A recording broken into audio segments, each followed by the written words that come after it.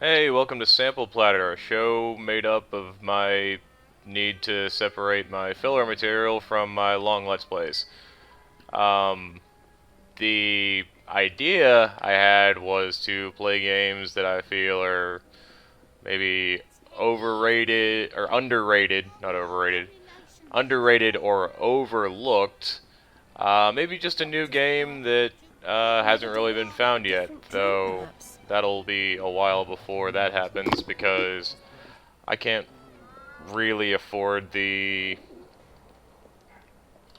shit cat. I can't really afford the money to risk on games that I don't necessarily have faith in.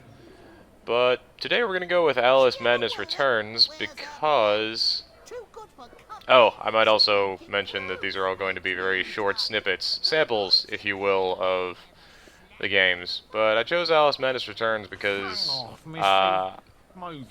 well, the Alice games in general are kind of a cult classic.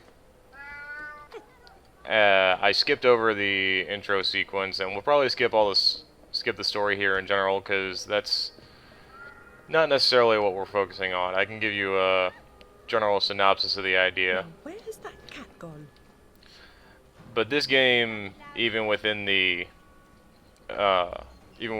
fan base of the first game, I feel got a little bit underrated because I think it's not quite as necessarily puzzle heavy. It's a little more exploratory.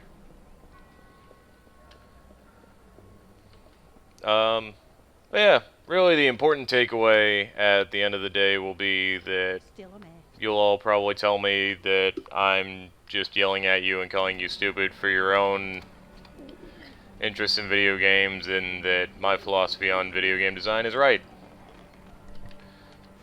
London skyline, circa 18 something. Something I didn't realize until the last time I played this game is that American McGee actually named her Alice Little instead of Alex Kingston. Now, as to whether or not that was a copyright issue, I don't know, but I thought it was an interesting note that maybe it's two different Alices. The game just has a wonderful dichotomy between, as you see here,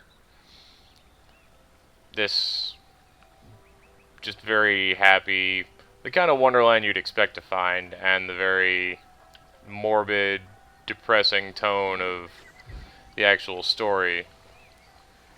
I would love to play the original American McGee's Alice again, but it's damn near impossible to find, and I never had a PS3.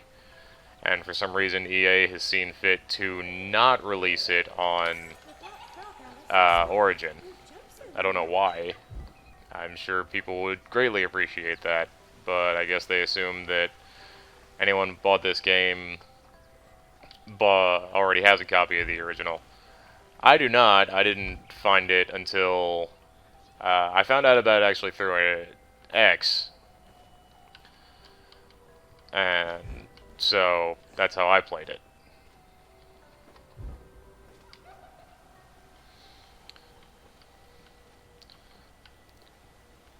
Yes, it's much more, and maybe I'm reading too much into some of the general ideas I saw on the game when it first released, which has been a while now.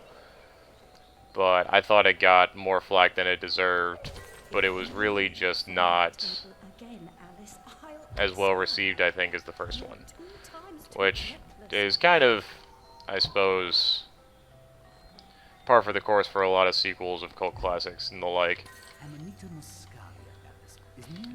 But the general idea of this game is that, well, the story of the first one is that her family dies in a fire, and she's left in a catatonic state, trapped inside her mind, which is developed as a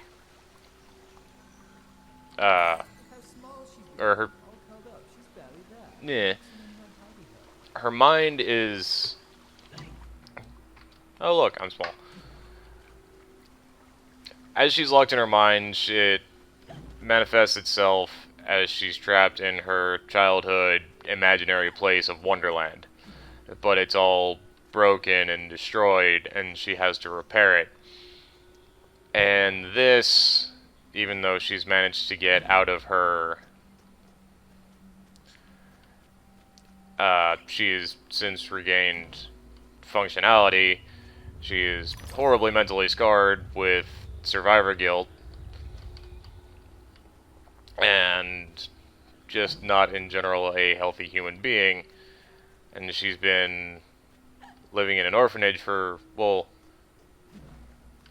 there's something about an orphanage. I don't remember the entire story exactly, and you don't need me to spoil that for you because, oh, I should say that was kind of the other thing is I want these to be short snippets of games like this because I feel, or it'll be in the hopes of maybe enticing you to check out a game that maybe you haven't or that you've written off. And maybe seeing someone play these games that don't really get shown off a lot in other places will give you the little push you need. Not likely, but definitely worth trying. Fact is, I like this game. I don't think it's as bad as people said. I will say, on release, and this issue has certainly been fixed since then, but on release of the PC version, the frames were garbage.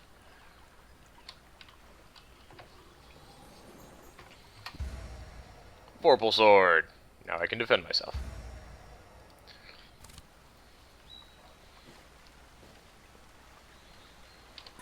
Flight or fight implies a permanent. Flight often just means putting off the fight to another day. And now she is crying blood. It's definitely... It's a very cool twist on the idea of Alice in Wonderland in general, simply because it is so much darker, even though many people have and still do read into fairly dark tones with the standard Alice in Wonderland, and I really need to turn my Steam overlay off. Even the Tim Burton, the Disney ones here recently have taken it in at least a slightly darker sense than the old Technicolor Disney Alice. But this one just approaches the idea of someone... It's a... Personification isn't right because these things aren't necessarily... It's like a physical representation of someone trying to... Caps lock there. Of someone trying to salvage their own mind after a traumatic event and trying to keep their mind together once salvaged.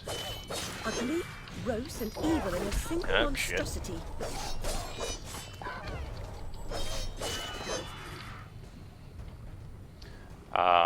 This game is definitely somewhat more combat heavy than the first one, which isn't bad. The combat felt a little clunky at first, but it becomes almost second nature to you fairly quickly. Also, fear not, it'll only be a couple days of me doing this, and then we'll get back into some Ori in the Blind Forest.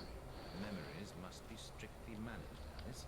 Unproductive ones must be eliminated. You're recovering memories through all of this of chunks of her past that she is lost or has trouble accessing. Ooh, floaty.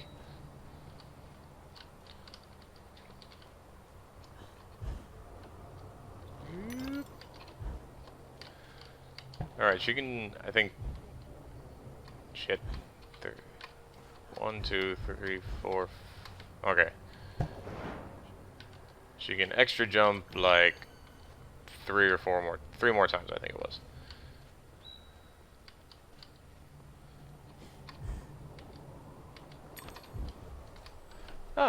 and you can use the dodge as a little extra mabobber.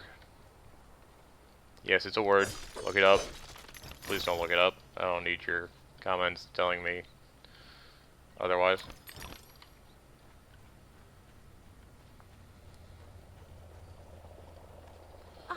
More story to get this pepper grinder, which, oh, actually I have the pepper grinder, but she'll let me keep it. She wants me to go get these pig snouts.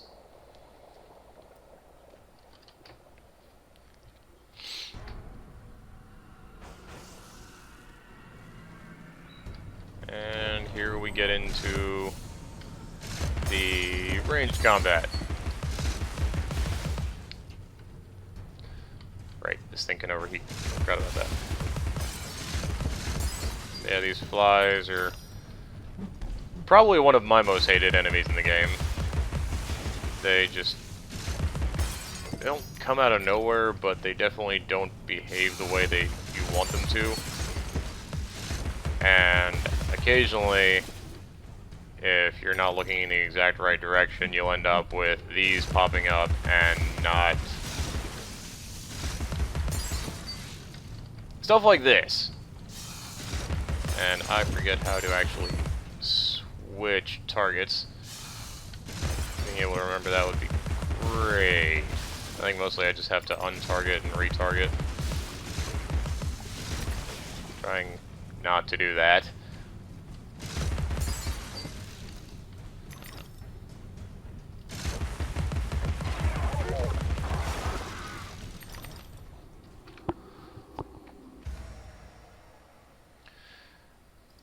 Big noses are collectibles. I think you get something for them for every so many that you do. I think the Duchess... shit.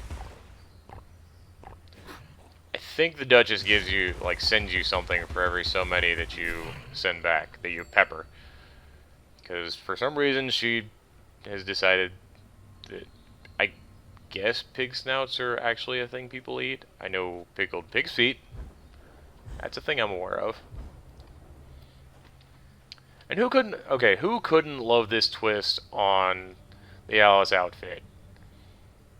The blood splatters, the little skull on the bow.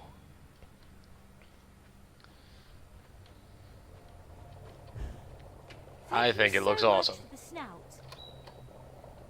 Oh, fuck you too.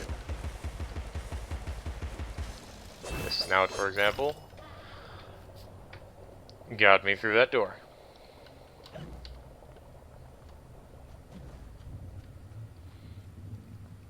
Yeah, the reason I'm not doing story for the most part, or why I'm skipping most of the dialogue and cutscenes as best I can, is twofold. Oh, that's right. The pig snouts will get you. Some of them are just collectibles. Usually they unlock the path to something new. Not that that wasn't obvious from the get-go, but as I was saying, you know, I'm starting to repeat myself a lot. That's probably gonna be a recurring theme. But so the first game was very, here's your new room, here's your puzzle, solve it. And the puzzles were much more involved.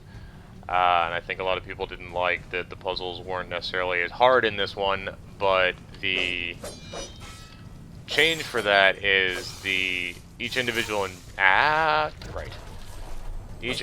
environment you come into is a bit more fleshed out. There's more to explore, and there are usually, even if there's one pig snout that is obviously showing you the way to where you need to go, there may be one or two more leading to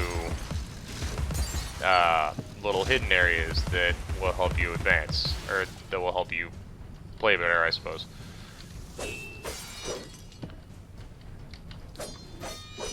I need to get these guys. Really, I need to come back up here. Jump. Shit. Jump. Jump.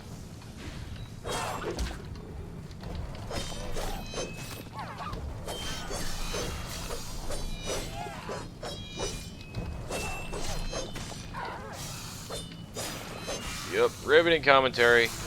Totally doing this game justice with my flailing and making it look not as well fleshed out as I want it to look. Oh, shit. You go away. No, no, no, no. Fuck you. There we go. And it definitely does a good job of introducing the mechanic and relatively slowly ramping it up to teach you the different ways it might be used throughout the game. Where? Is there still another one, or am I just stupid? Not that the two of those are mutually exclusive. But for... oh, okay. Go away, go away, go away. There. So, yeah. So now we're here, and it's telling us, keep an ear out for snouts. Because, hey, look, this one's hidden. And I can't progress at the moment. Make it sneeze, it goes away, and now I have a new path.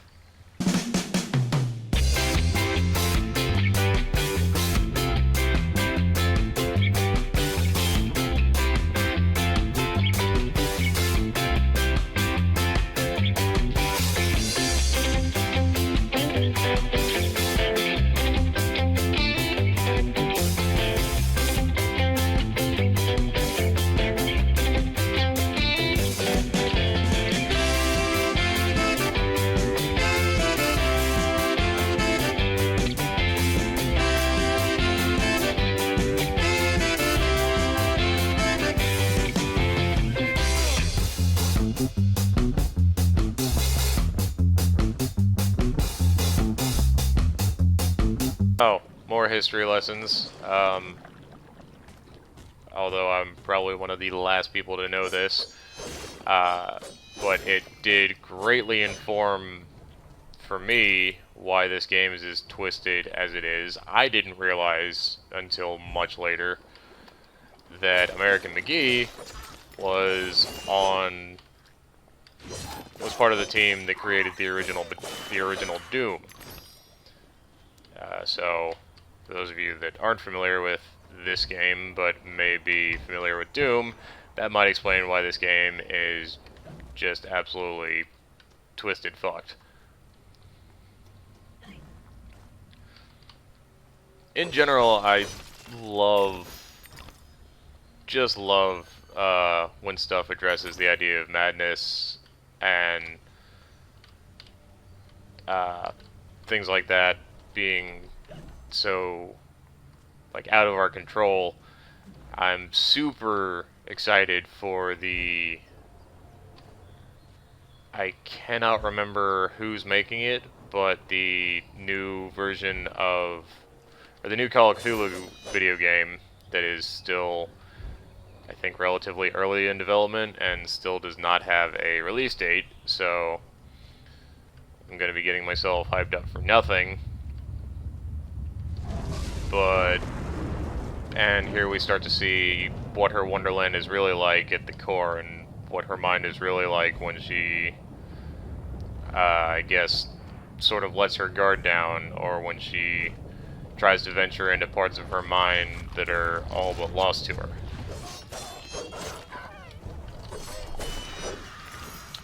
I think later in the game you actually start to find out that her mind has actually been somewhat molded and twisted by an actual outside force that's trying to use her. The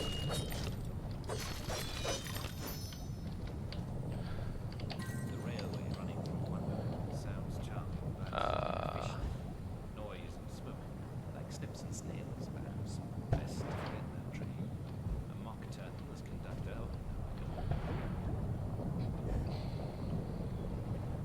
like I said, not super complex puzzle, not super complex platforming.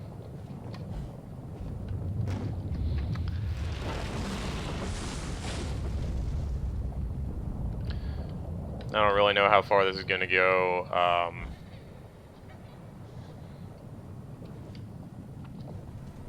I'm just trying to get to a place where I feel the game has been... Excuse me.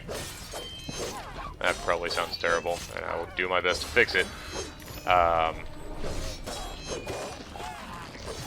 Sufficiently showcased, I suppose. That is not there. Come here.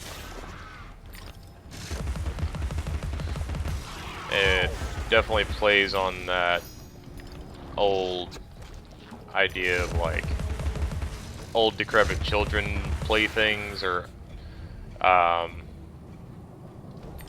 like children Hollow Eves. Yeah, the teeth are currency for upgrading her stuff. So I'm gonna go with the Vorpal Blade because I like the Vorpal Blade. And I suppose... Okay, yeah, I don't have enough to do shit. So that's unfortunate. But, and there is a train that I don't... Platter always hated mechanical malfunctions. This disaster is either his doing or his epitaph. I don't remember... I know the train in Wonderland is a thing in the classic story, but I can't remember... I don't know if it's part of the original Alice book, or if it's through the Looking Glass, or what. To be honest, I never actually read Through the Looking Glass or Alice. I only ever saw the movies when I was a kid. I think what I was saying is that this game is very big on using the whole idea of like the old decrepit children's toys, like all those sludgy things with the doll faces. She's got kind of that twins from The Shining type of look about her. All these things that a lot of people have come to kind of agree on is just an inherently creepy aesthetic.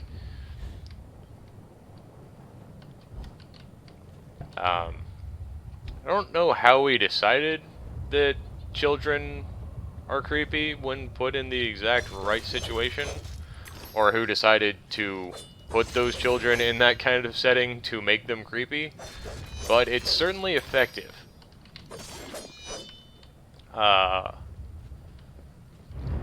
Despite very much not being a horror game, this game is very good at giving you a sense of unrest. And I like that. I think that's actually a lot of what a lot of horror games are missing in kind of recent years is they don't play enough on making you feel uneasy. They just play on freaking you out quickly. The scariest thing is always the thing that you don't see, in my opinion. That's why you don't see, or that you see a lot and do not understand. That's why things like, say, like Alien Isolation worked very well, because it sets up a tone. It takes its time setting up the tone. I really need to not be getting stabbed by these little assholes, because they're annoying. Oh good, you have a shield. It takes its time setting up its tone, and when it finally does introduce the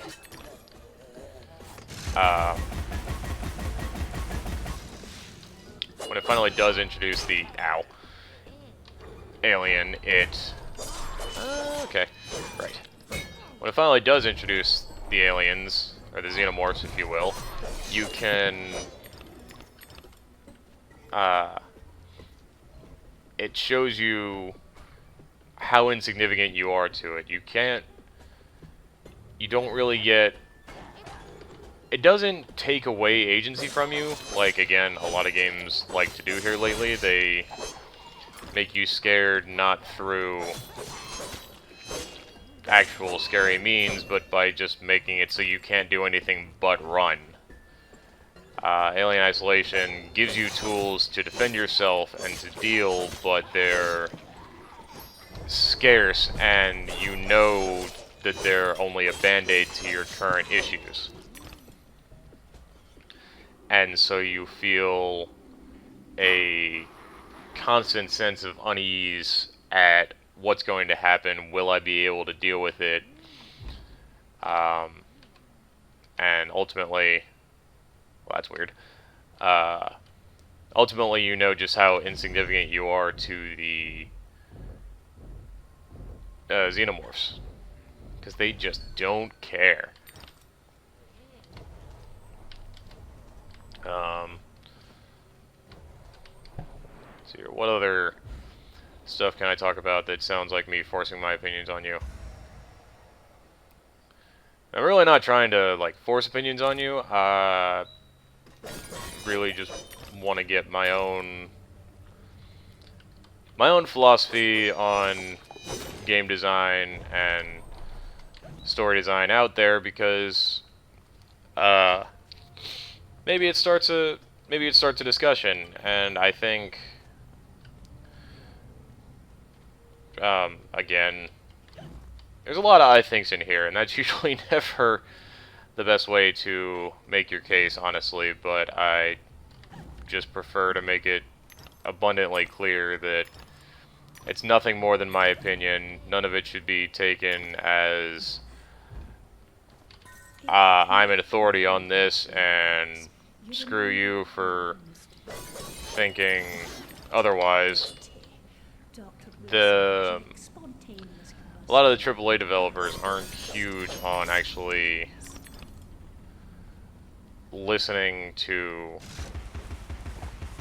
what their audience actually wants, or even aren't huge on listening to new ideas. They want to bleed the hell out of a functional idea or a proven idea, because it's safe and it makes them the most money.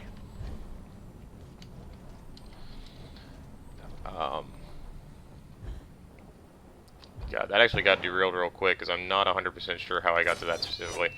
Now, you can't tell me that that is not a beautiful view in a very twisted, warped way. That to me is just so cool, that all the gears and the clockwork and just everything about it. And you know you have to go there, and you can see that it's falling apart. There we go. You can see that it's falling apart. You're not sure what awaits you. You're not sure why it's falling apart.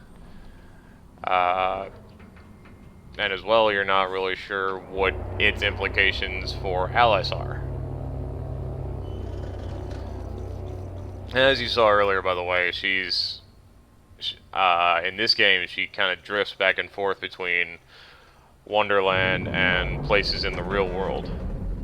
The interesting part about that is that she doesn't show back up in whenever I were to finish this area. I don't know that I will for this video, but whenever I finish this area, she doesn't show up on that rooftop she was on. Hey, Cheshire Cat. Much has changed. So yeah, there's some dialogue there. Dr. Bumby says change is constructive, that different is good. Different denotes neither bad nor good, but it certainly means not the same. Find the Hatter, Alice. He knows more about different than you. But does he know more about the difference between bad and good?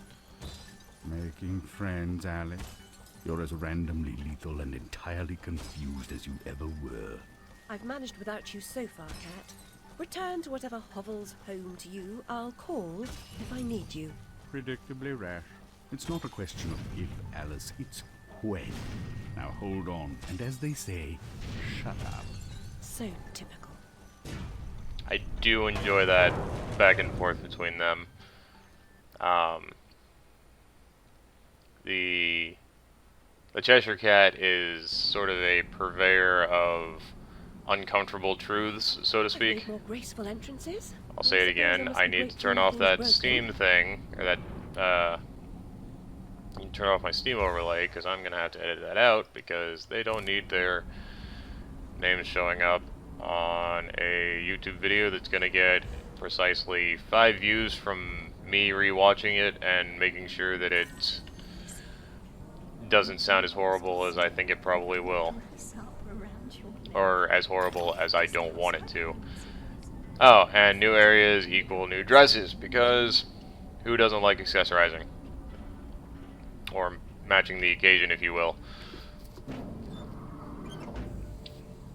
So now we're in a nice little steampunk dress that matches the broken down steampunky world.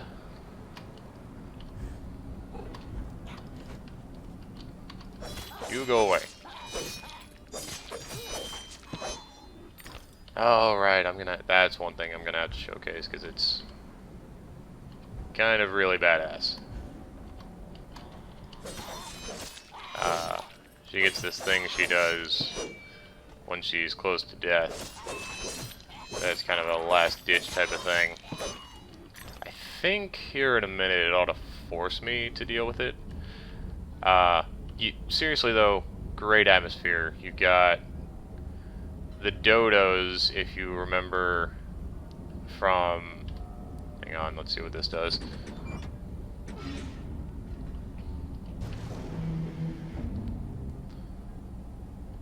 The dodos from the old movie, and I think they were in the new Tim Burton one as well, that the Red Queen used to play croquet, but they're strung up, plucked, and have like metal heads and screws for eyes, like they've been experimented on and tried to be turned into robots.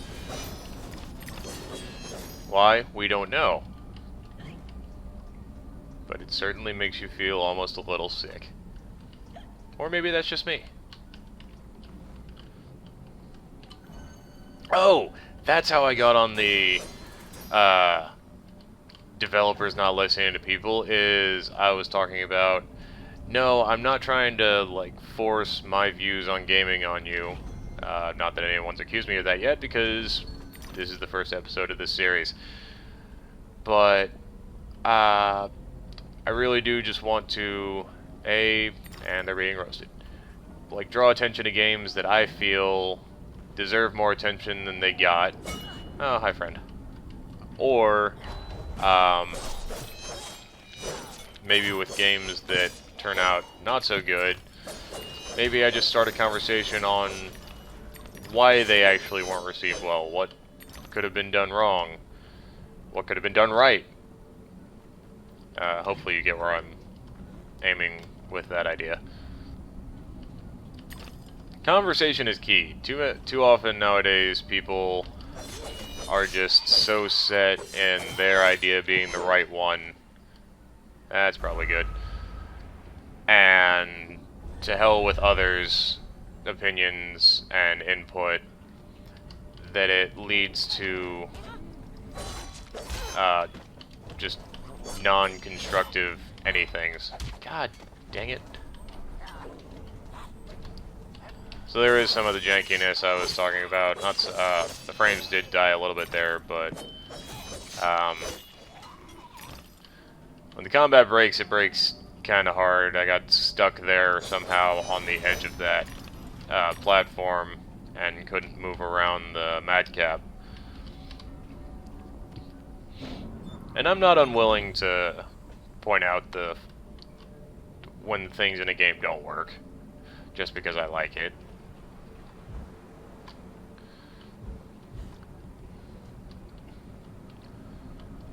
Ultimately, like, moderation and compromise on certain things, certain things that are subjective and whatnot are typically the best way to go. Like, don't go so hard at this one thing, or don't take this game that you loved all your life, let's say it is your favorite game, and say that anything that tries and look at another game that's in that same genre and just deem it to be horrible and unplayable because it dared to try to modify or tweak the formula that you're so used to.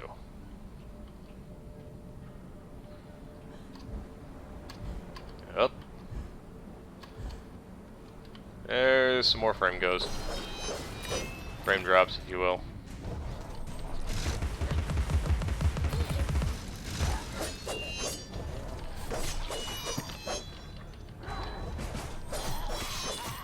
For the one that I'm locked onto. Come here, buddy. Woo!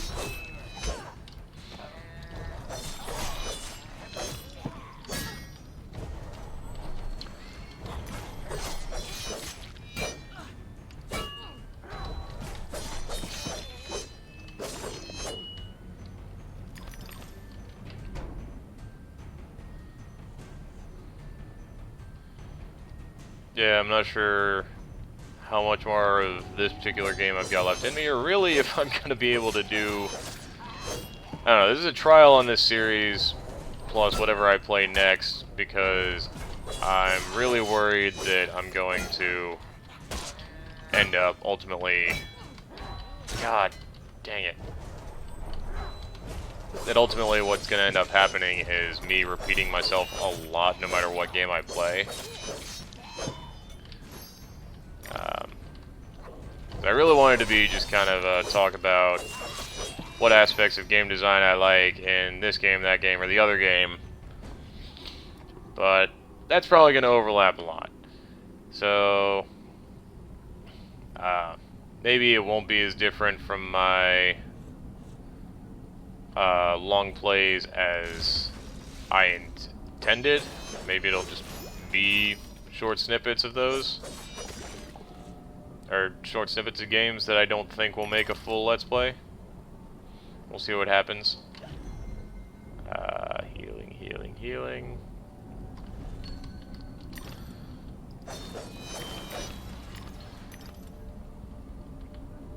Oh hell, who knows?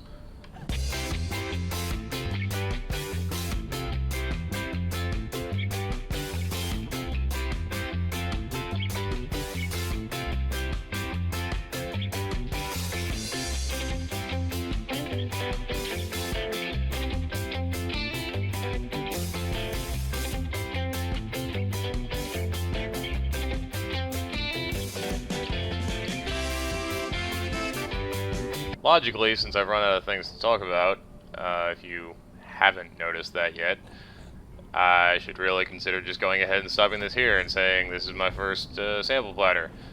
But no, I'm trying to find a good logical place for the game itself to stop. And I don't know how long that's going to take or how long that's going to make this episode.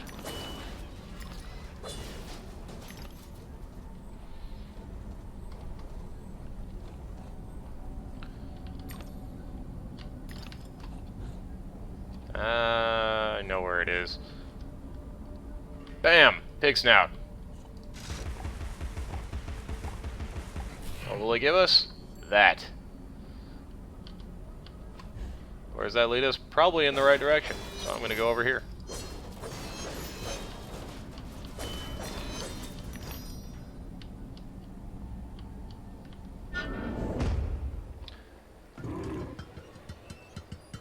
That's probably fine. iPod.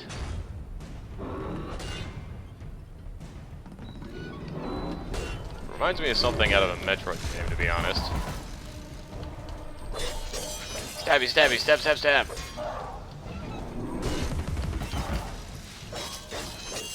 Hey, jab one more time and it's a federal offense.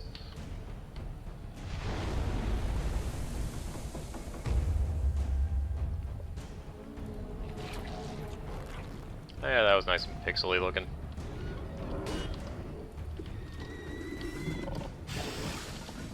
Oh, that's worth noting. I don't think I ever realized that. I can't fall off edges if I'm actually locked onto it. Ow. That's what I wanted to do before I stop, because I want to get to where it forces me into that near death mode.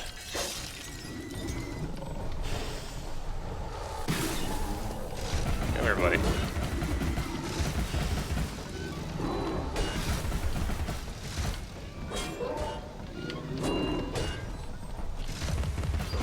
There we go.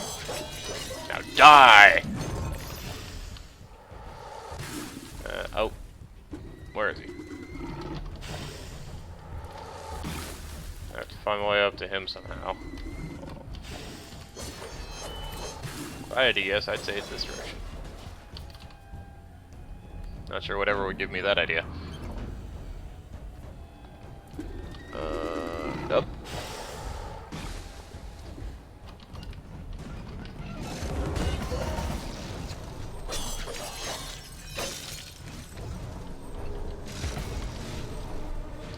You can die as well. Creepy doll face. Whoa, hello. Oh, we're attacking the eye. There we go. That is one okay, so there is another gripe, is this combat does close you in a lot. It limits a lot of your view. And suddenly, new enemies arrive. Not a whole lot you can do about it. Just gotta hope you're lucky enough to not get smacked from behind.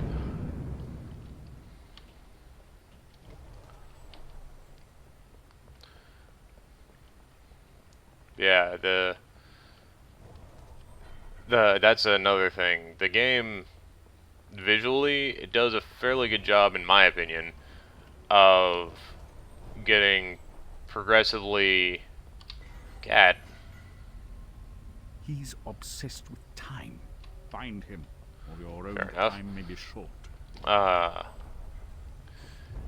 Does a good job of progressively looking crazier and crazier without, for lack of a better word, like jumping the shark. Okay. Apparently scalding hot. Tea? Oil? Whatever. Bad. I'm going with tea just because of the teapots.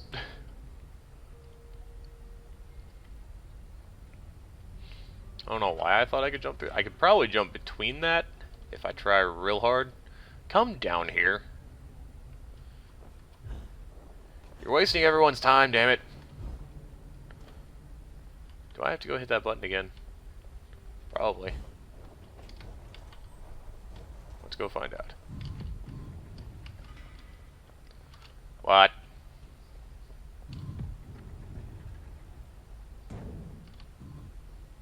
Okay. Oh, so I let go early, and it started going back up. If I let it go all the way down, then it stays long enough for me to get over there. Got it! It has been a while since I actually played this game.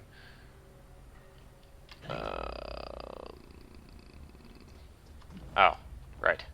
Over here. Riveting. Glad you're all along for the ride. One day I'll become more comfortable with just saying random shit. One day I'll actually be semi-competent at coming up with stuff off the top of my head.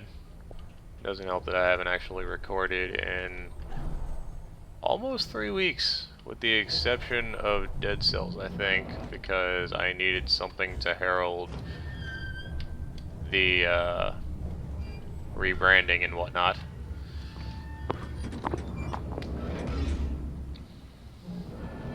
Yeah, in case y'all haven't noticed, the everything that you've been seeing of Ori has all been done in the exact same play session. Ah, damn it. But yeah, I decided to do that early on. I recorded way the hell out. Shit. There we go. I recorded way out so that while I was releasing those, I'd have time to, instead of recording every week, I was able to kind of focus on getting more comfortable with the video editor, because I've never used video editing software before. So I want to get to a point where I was comfortable with that and be able to put out my videos in at least semi-decent fashion. Oop. That's probably fine. Clockwork Bomb. Yeah, she gets a lot of crazy weapons.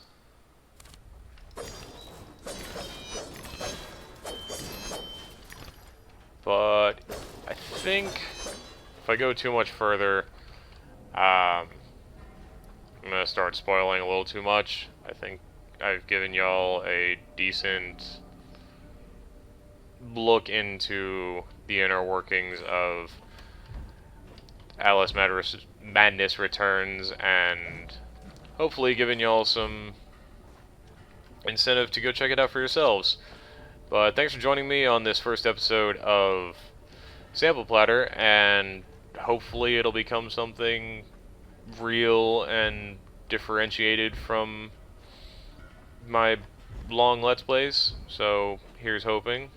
Let me know if you think it'll work or not.